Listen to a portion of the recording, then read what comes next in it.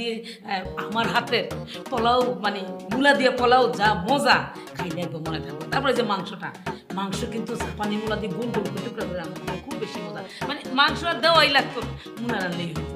এই আর কি। এই যে এখন মনে করো রান্না করছি এক জাতের মূলা দিয়ে, এখন একটাই পাওয়া যায়, আর সিজনে হইলে তখন বিভিন্ন আইটেমের মূলা রান্তাম আর কি। মূলা ক্ষেতটা কোন জায়গা করছে? একটু দূর আছে। যায় বই বলি খেতে বই বলি আরে এত পছন্দ, এত পছন্দ, আমার তো ভুলে গেছে ঘরের কাছে মূলা খেত লাগাইতাম।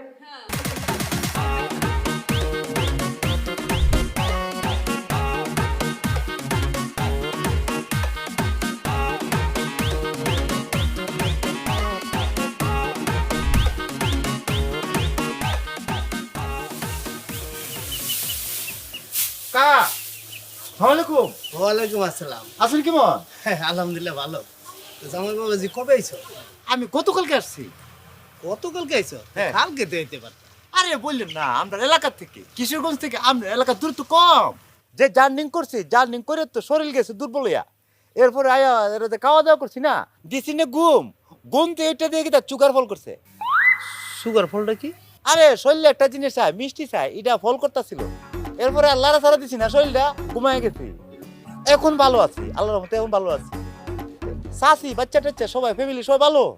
হ্যাঁ, সবাই ভালো আছে। হ্যাঁ। তা আপনি কি করতেছিলেন?